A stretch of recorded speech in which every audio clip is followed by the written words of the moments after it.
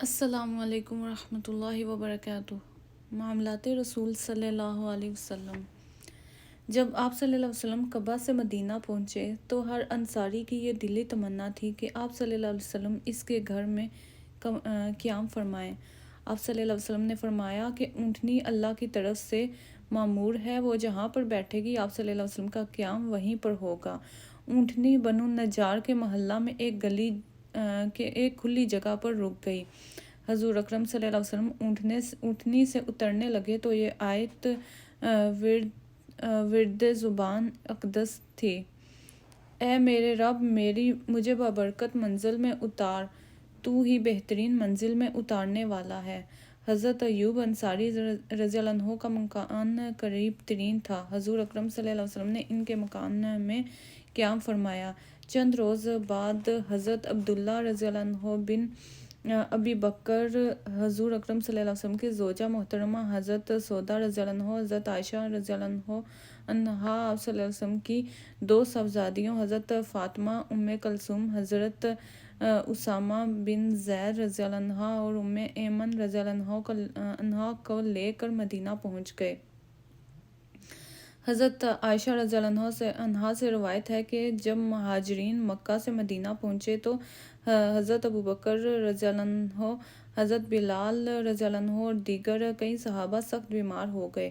مدینہ کی آب و ہوا موافق نہ تھی۔ حضور اکرم صلی اللہ علیہ وسلم نے اپنے رب سے دعا کی: اے اللہ، ہمارے لیے مدینہ کو اسی طرح محبوب کر دے جیسے مکہ محبوب تھا، یا اس سے بھی زیادہ، اور مدینہ کی فضا صحت بخش بنا دے، اور اس کے گلے میں برکت دے، اور اس کا بخار منتقل کر کے حجفہ پہنچا دے۔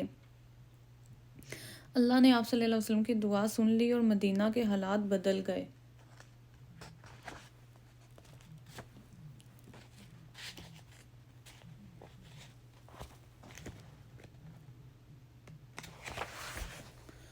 مدینہ کی حالت۔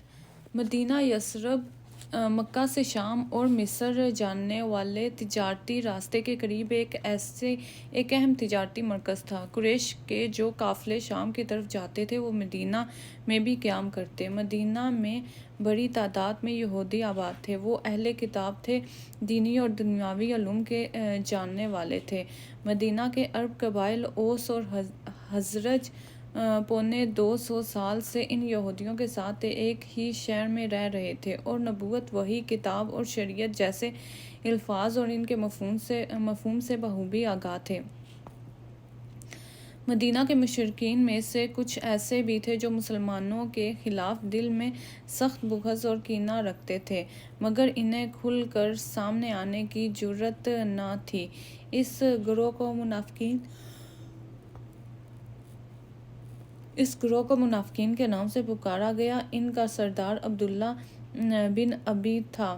ان مشرکین نے ظاہری طور پر تو اسلام قبول کر لیا مگر باطنی طور پر اپنے دین پر قائم رہے۔ عبداللہ بن ابی مدینے کا سردار بننے والا تھا۔ اس کے سر کا تاج بھی تیار ہو چکا تھا، مگر اسلام کے پیغام نے اس کے مواقع ختم کر دیے اور اہل مدینہ نے حضور اکرم صلی اللہ علیہ وسلم کی جانب رجوع کر لیا۔ عبداللہ بن ابی اس غم کو بھول نہ سکا اور اسلام کے خلاف سازشوں میں مصروف رہا۔ مدینہ کے یہودی دولت مند تھے۔ غلے، کھجور، شراب اور کپڑے کی تجارت ان کے ہاتھ میں تھی۔ مدینہ میں یہودیوں کے 3 مشہور قبیلے بنو قینقاع، بنو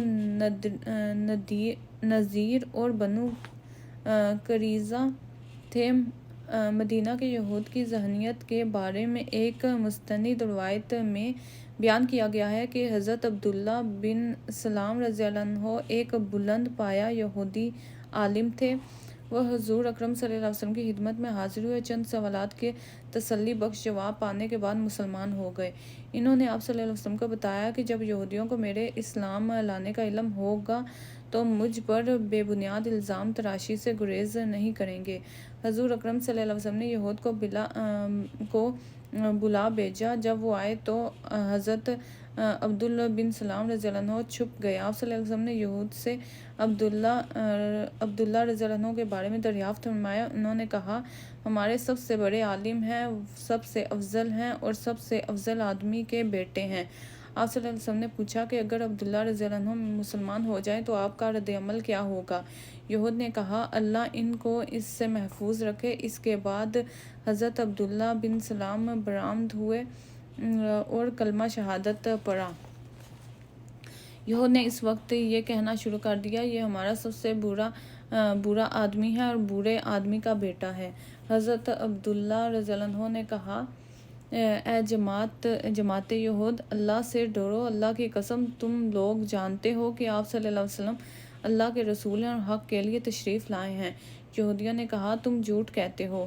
مسجد نبی صلی اللہ علیہ وسلم ریاست کا مرکز۔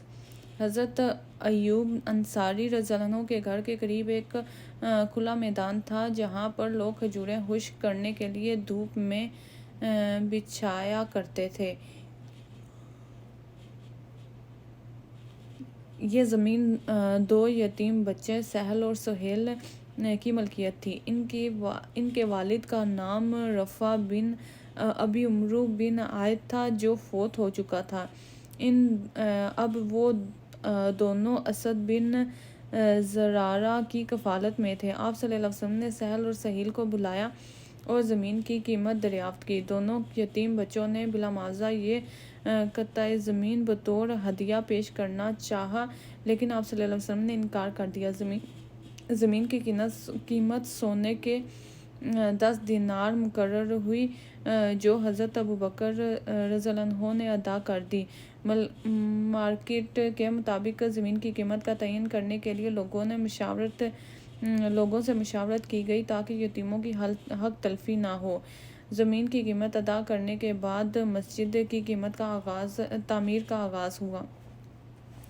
اس میدان میں گڑھے تھے جہاں بارش کا پانی کھڑا رہتا تھا، کہیں پرانے مکانات کے کھنڈر تھے، ایک حصے میں مشرکین کی قبریں تھیں اور کہیں کھجور کے درخت تھے۔ گھروں کو بھر دیا گیا، کھنڈر ہموار کر دیے گئے، درخت کاٹ دیے گئے، مشرکین کی قبروں کو گرا کر ان کی ہڈیوں کو ایک گڑھے میں پھینک کر ان پر مٹی ڈال دی گئی۔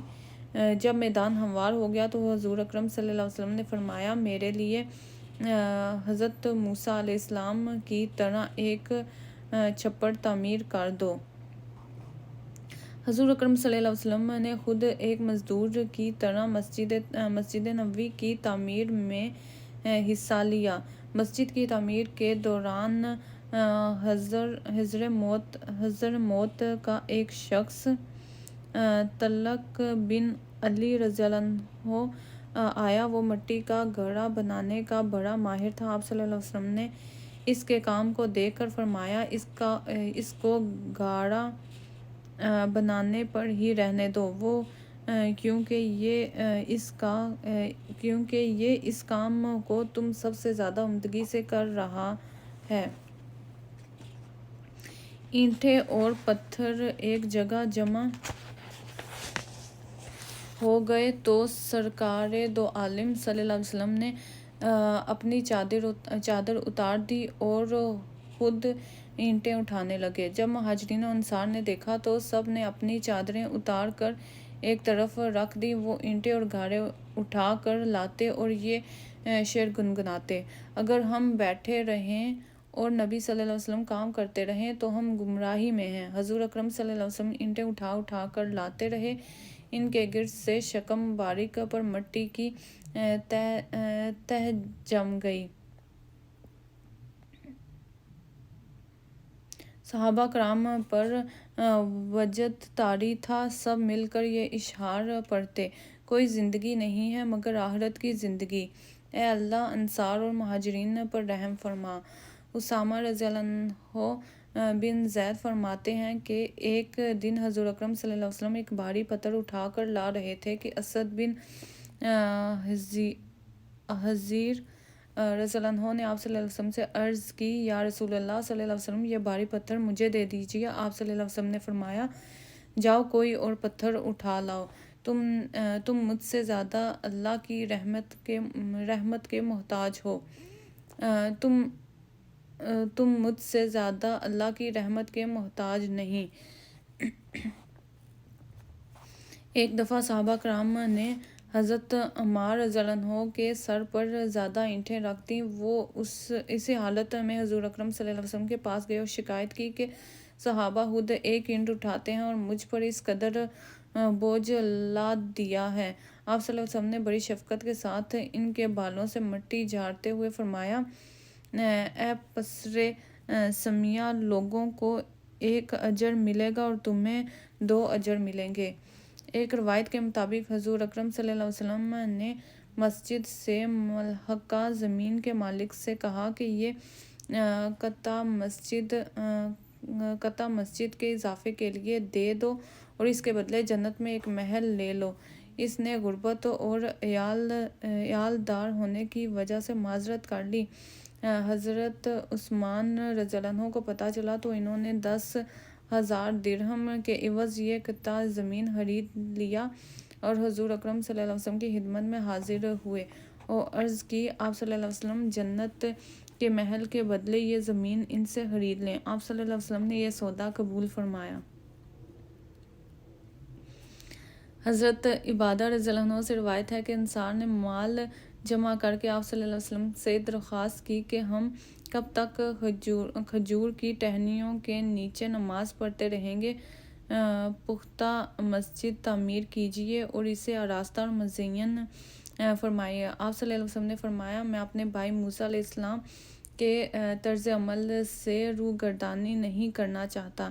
ایسا چھپڑ کافی ہے جو موسیٰ علیہ السلام کے چھپڑ کی مانند ہو۔ مسجد کی دیواریں کچی اینٹوں سے بنائی گئیں اور بنیادیں 3 ہاتھ چوڑی رکھی گئیں۔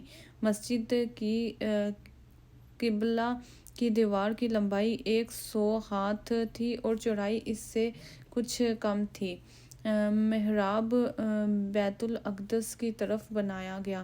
مسجد میں داخلے کے لیے 3 دروازے رکھے گئے۔ درمیان میں جو ستون تھے وہ کھجور کے درخت کے تھے۔ چھت کھجور کی شاخوں سے ڈالی گئی۔ مدینہ میں ہر قبلے کا الگ محلہ اور الگ مسجد تھی۔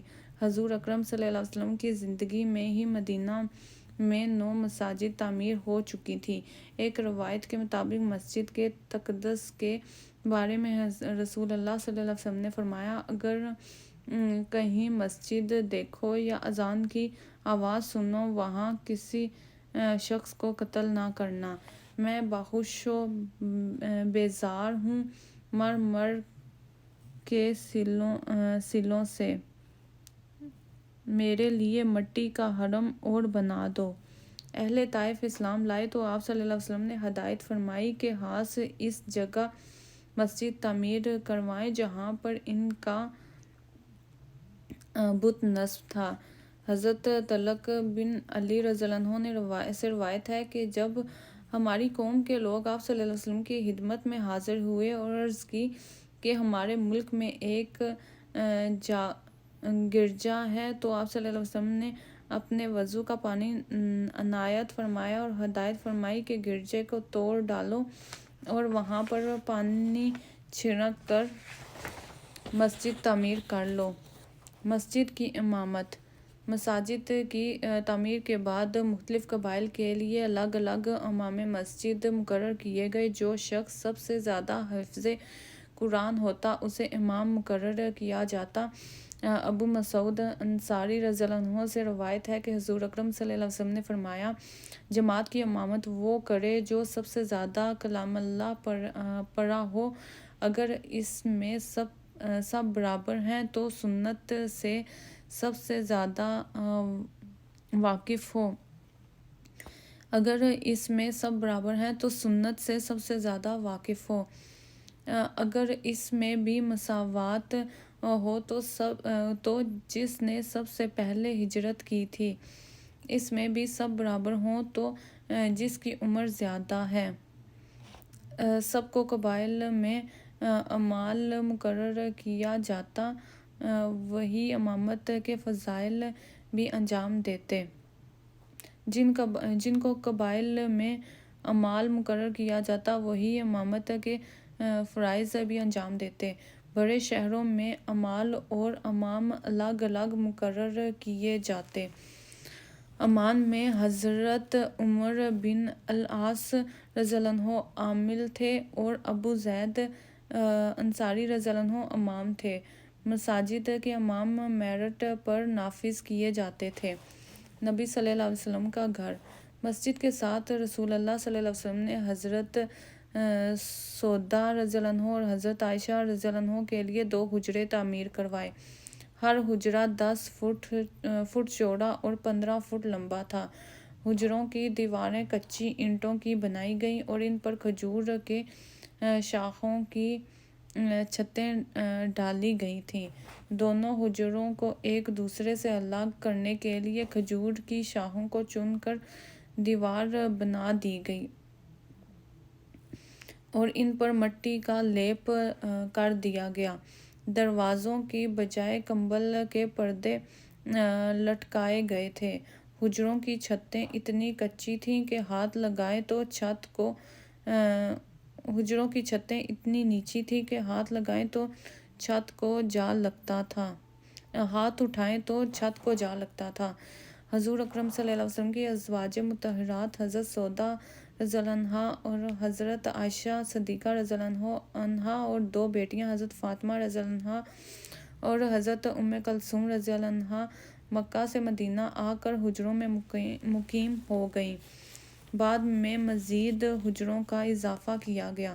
ازواج مطہرات کی وفات کے بعد جب خلیفہ وقت نے حجروں کو منہدم کر کے مسجد کے ساتھ ملانے کا حکم دیا تو مدینہ کے صحابہ اس قدر روئے کہ ان کی داڑھیوں کے بال آنسوؤں سے تر ہو گئے۔ ان کی خواہش تھی کہ رسول اللہ صلی اللہ علیہ وسلم کے گھر کو اصلی حالت میں محفوظ رکھا جاتا اور نئی نسلوں کو اندازہ ہوتا کہ جس نبی صلی اللہ علیہ وسلم کے گھر میں خزانوں کی کنجیاں تھیں، انہوں نے کس سادگی، کفایت، شاعری اور قناعت سے زندگی گزاری۔